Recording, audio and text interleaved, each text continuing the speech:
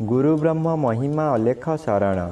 नमस्कार दर्शक वृंद, आपण मानंकु आजिर राशिफल कार्यक्रम मु एस कुमार स्वागत जनाऊँगी।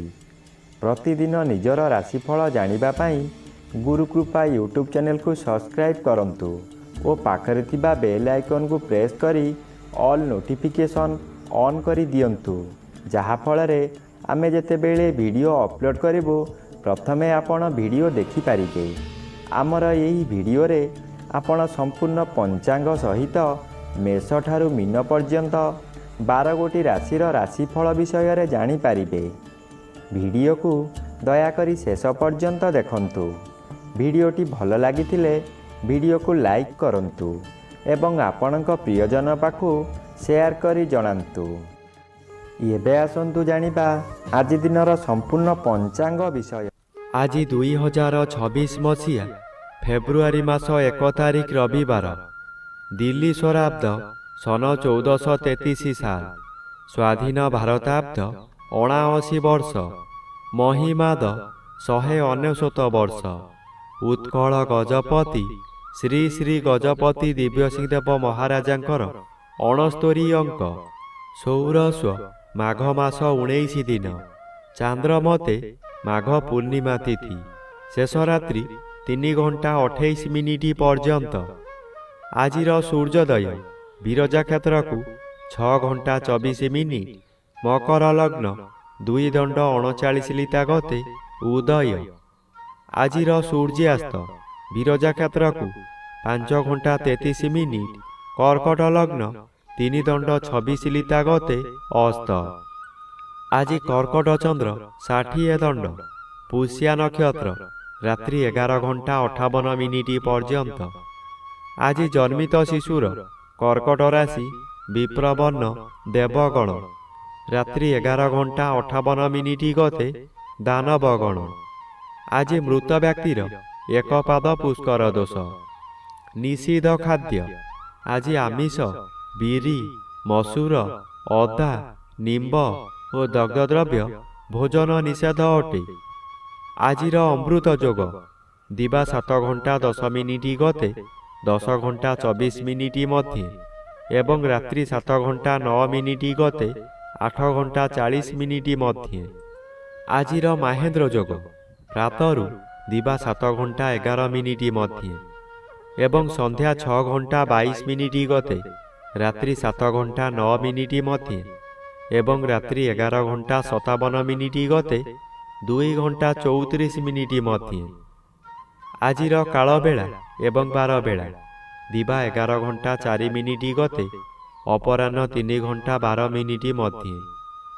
आजिर काल रात्रि रात्रि 11 घंटा 34 मिनिट गते 1 घंटा 7 मिनिट मध्य।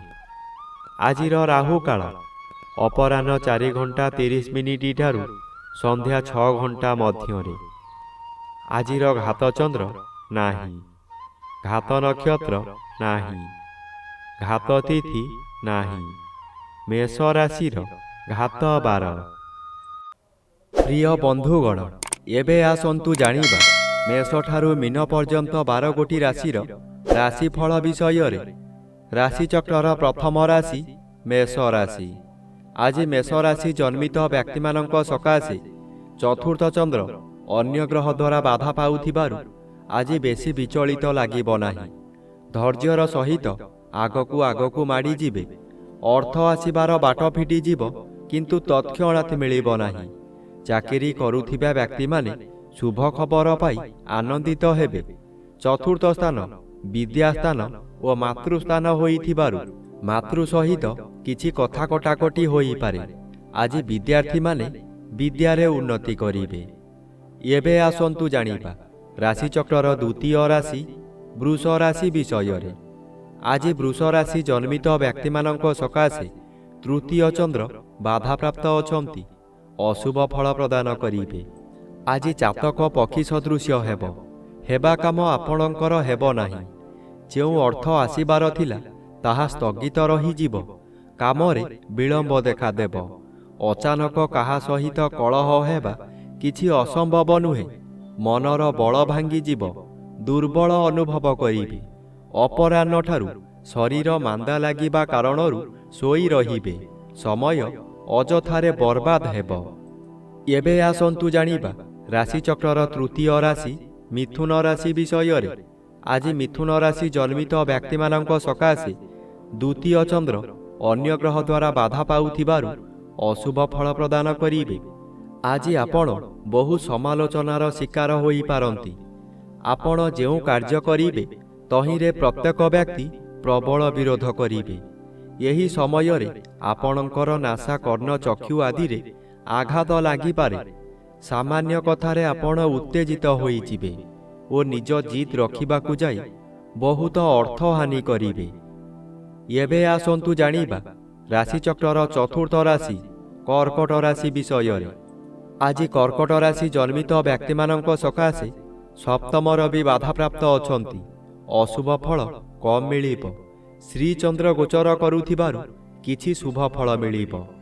ଏହି ସମୟରେ ଗୃହରେ କିଛି ମାଙ୍ଗଳିକ କାର୍ଯ୍ୟ ହୋଇପାରେ। ଖୁବ୍ ଧୁମଧାମରେ ଆନନ୍ଦ ଉତ୍ସବ ପାଳିବେ। ନିଜ ପାଖରେ ଅର୍ଥ ଥାଉ କି ନ ଥାଉ ସ୍ୱାଦିଷ୍ଟ ଭୋଜନ କରି ନିଜେ ଭୋଜନ କରିବା ସହିତ ପରିବାର ଲୋକଙ୍କୁ ଖୁଆଇ ଆନନ୍ଦ ଅନୁଭବ କରିବେ। ଆଜି ଯଦି କୌଣସି ସ୍ଥାନକୁ ଯାତ୍ରା କରିବାର ଅଛି ତେବେ ସ୍ଥଗିତ ରଖନ୍ତୁ। ଏବେ ଆସନ୍ତୁ ଜାଣିବା ରାଶିଚକ୍ରର ପଞ୍ଚମ ରାଶି ସିଂହ ରାଶି ବିଷୟରେ। ଆଜି ସିଂହ ରାଶି ଜନ୍ମିତ ବ୍ୟକ୍ତିମାନଙ୍କ ସକାଶେ ଦ୍ୱାଦଶ ଚନ୍ଦ୍ର ବାଧାପ୍ରାପ୍ତ ଅଛନ୍ତି। ଅଶୁଭ ବଦଳରେ କିଛି ଶୁଭ ଫଳ ମିଳିବ। ଆଜି ଯଦି କୌଣସି ଦୂର ସ୍ଥାନକୁ ଯାତ୍ରା କରିବାର ଥିଲେ ନିର୍ଭୟରେ ଯାତ୍ରା କରନ୍ତୁ। ଫଳପ୍ରଦ ନିଶ୍ଚୟ ହେବ। ଆଜି ସମୟରେ ପ୍ରାୟତଃ ପଦଯାତ୍ରା ଆପଣଙ୍କ ପକ୍ଷେ ଶୁଭଙ୍କର ହେବ। ଆୟ ପରିମାଣରେ କିଛି ଉନ୍ନତି ଆସିବ। ବ୍ୟବସାୟରେ ସଂଯତ ରହିଲେ ଓ ମିଠା କଥାମାନ କହିଲେ ଭଲ ଆୟ ହେବା ସହିତ ଗରାଖ ସହିତ ଭବିଷ୍ୟତ ସକାଶେ ବ୍ୟବସାୟ ଭଲ ହେବ। ଏବେ ଆସନ୍ତୁ ଜାଣିବା ରାଶିଚକ୍ରର ଷଷ୍ଠ ରାଶି କନ୍ୟା ରାଶି ବିଷୟରେ। ଆଜି କନ୍ୟା ରାଶି ଜନ୍ମିତ ବ୍ୟକ୍ତିମାନଙ୍କ ସକାଶେ ଏକାଦଶ ସ୍ଥାନରେ ଚନ୍ଦ୍ରଗୋଚର କରୁଥିବାରୁ ଆପଣଙ୍କୁ ରାଜଯୋଗ ଫଳ ମିଳିବ। ଆପଣ ବହୁଦିନରୁ ଯେଉଁ କାର୍ଯ୍ୟ ସକାଶେ ଅପେକ୍ଷା କରିଥିଲେ ତାହା ଏହି ସମୟରେ ନିଶ୍ଚୟ ପୂରଣ ହେବ। କୌଣସି ଅଫିସରଙ୍କର ସାକ୍ଷାତ ପାଉନଥିଲେ ଏବେ ତାଙ୍କ ସହିତ ସାକ୍ଷାତ ହେବ। ତାଙ୍କ ସହଯୋଗରେ ଆପଣ ବହୁ ନୂତନ କାମ ପାଇ ଉପକୃତ ହେବେ। ଆପଣ ଆଜି ନୂତନ ଅଳଙ୍କାରମାନ ବ୍ୟବହାର କରିବେ। ପରିବାର ଆପଣଙ୍କୁ ସପୋର୍ଟ କରିବ। ଏବେ ଆସନ୍ତୁ ଜାଣିବା ରାଶିଚକ୍ରର ସପ୍ତମ ରାଶି ତୁଳା ରାଶି ବିଷୟରେ। ଆଜି ତୁଳା ରାଶି ଜନ୍ମିତ ବ୍ୟକ୍ତିମାନଙ୍କ ସକାଶେ ଚତୁର୍ଥ ରବି ଅଶୁଭ ଓ ଦଶମ ଚନ୍ଦ୍ର ବାଧାପ୍ରାପ୍ତ ଅଛନ୍ତି। ଅଶୁଭ ଫଳ ପ୍ରଦାନ କରିବେ। ଆଜି କର୍ମକ୍ଷେତ୍ରରେ ଅସଫଳ ହୋଇ ଅପମାନିତ ହେବେ। ଉପରିସ୍ଥ ଅଫିସରଙ୍କ ନିକଟରେ କାମ କରି ନ ପାରିବାରୁ କାମ ହାତଛଡ଼ା ହୋଇଯାଇପାରେ। ସହକର୍ମୀମାନେ ଆପଣଙ୍କୁ ପରିହାସ କରିବେ। ଆପଣ ଦୁଃଖରେ ଭାଙ୍ଗି ପଡ଼ିବେ। ଆପଣ ଯାହା ଚାହିଁବେ ତାହା କରିପାରିବେ ନାହିଁ। ଆପଣଙ୍କ ବନ୍ଧୁମାନେ ଆପଣଙ୍କୁ ବିରୋଧ କରିବେ। ପ୍ରତ୍ୟେକ କାର୍ଯ୍ୟରେ ପ୍ରତିବନ୍ଧକ ସାଜିବେ। ଏବେ ଆସନ୍ତୁ ଜାଣିବା ରାଶିଚକ୍ରର ଅଷ୍ଟମ ରାଶି ବିଛା ରାଶି ବିଷୟରେ। ଆଜି ବିଛା ରାଶି ଜନ୍ମିତ ବ୍ୟକ୍ତିମାନଙ୍କ ସକାଶେ ନବମ ସ୍ଥାନରେ ଚନ୍ଦ୍ରଗୋଚର କରୁଛନ୍ତି। ଶୁଭ ଫଳ ପ୍ରଦାନ କରିବେ। ଆପଣ ଯେଉଁ କାର୍ଯ୍ୟ କରିବାକୁ ଚାହିଁବେ ତହିଁରେ ସଫଳତା ମିଳିବ। ବିଶେଷ କରି ଏହି ସମୟରେ ଜନମଙ୍ଗଳ କାର୍ଯ୍ୟକ୍ରମରେ ଯୋଗ ଦେଇପାରନ୍ତି। ଜନହିତକର କାର୍ଯ୍ୟ କରି ଉଚ୍ଚ ପ୍ରଶଂସା ପାଇବେ। ଚତୁର୍ଦିଗରୁ ସମ୍ମାନ ମିଳିବ। ଖୁସିରେ ଦିନ କାଟିବେ। ଏହି ସମୟରେ ଭାଗ୍ୟରେ ପରିବର୍ତ୍ତନ ହୋଇଯିବ। ଯାହା ପୂର୍ବରୁ ଚାହୁଁଥିଲେ ତାହା ପୂରଣ କରି ଆନନ୍ଦ ପାଇବେ। ଏବେ ଆସନ୍ତୁ ଜାଣିବା ରାଶିଚକ୍ରର ନବମ ରାଶି ଧନୁ ରାଶି ବିଷୟରେ। ଆଜି ଧନୁରାଶି ଜନ୍ମିତ ବ୍ୟକ୍ତିମାନଙ୍କ ସକାଶେ ଅଷ୍ଟମ ଚନ୍ଦ୍ର ଅନ୍ୟ ଗ୍ରହ ଦ୍ୱାରା ବାଧା ପାଉଥିବାରୁ ଅଶୁଭ ଫଳ କମ୍ ମିଳିବ। ବନ୍ଧୁ ବିବାଦ ସ୍ଥଗିତ ରହିପାରେ। ଯାହା ଅଧିକ କ୍ଷତି ହେବାର ଥିବ ସେଠାରେ ଅଳ୍ପରେ କ୍ଷୟକ୍ଷତି ହେବ। କୌଣସି ଦୈବୀ ଶକ୍ତି ଆପଣଙ୍କୁ ସାହାଯ୍ୟ କରିବ। ତଥାପି ଦୁର୍ଘଟଣାକୁ ଏଡ଼ାଇ ଦେଇ ହେବ ନାହିଁ। ତାହା ଶାରୀରିକ ହେଉ କିମ୍ବା ମାନସିକ ହେଉ। ଆଜି ପ୍ରଭୁପାଦରେ ମନୋନିବେଶ କଲେ ରକ୍ଷା ମିଳିବ। ଏବେ ଆସନ୍ତୁ ଜାଣିବା ରାଶିଚକ୍ରର ଦଶମ ରାଶି ମକର ରାଶି ବିଷୟରେ। ଆଜି ମକର ରାଶି ଜନ୍ମିତ ବ୍ୟକ୍ତିମାନଙ୍କ ସକାଶେ ସପ୍ତମ ସ୍ଥାନରେ ଚନ୍ଦ୍ର ଗୋଚର କରୁଥିବାରୁ ଆପଣଙ୍କର ପ୍ରତ୍ୟେକ ଦିଗରୁ ଶୁଭ ଫଳ ମିଳିବ। ଏହି ସମୟରେ ଚାକିରି ନ ପାଉଥିବା ବ୍ୟକ୍ତି ଚାକିରି ପାଇପାରନ୍ତି। ଚାକିରି କରୁଥିବା ବ୍ୟକ୍ତିମାନଙ୍କର ପଦୋନ୍ନତି ହୋଇପାରେ। ବ୍ୟବସାୟ କରୁଥିବା ବ୍ୟକ୍ତି ଅଧିକ ବ୍ୟବସାୟକୁ ବୃଦ୍ଧି କରିପାରନ୍ତି। ଉତ୍ତମ ରୂପେ ବ୍ୟବସାୟ ଚାଲିବ।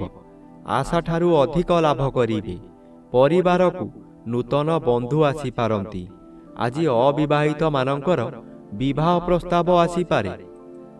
ଏବେ ଆସନ୍ତୁ ଜାଣିବା ରାଶିଚକ୍ରର ଏକାଦଶ ରାଶି କୁମ୍ଭ ରାଶି ବିଷୟରେ। ଆଜି କୁମ୍ଭ ରାଶି ଜନ୍ମିତ ବ୍ୟକ୍ତିମାନଙ୍କ ସକାଶେ ଦ୍ୱାଦଶ ରବି ଅଶୁଭ ଓ ଷଷ୍ଠ ଚନ୍ଦ୍ର ବାଧାପ୍ରାପ୍ତ ଅଛନ୍ତି। ଅଶୁଭ ଫଳ ପ୍ରଦାନ କରିବେ।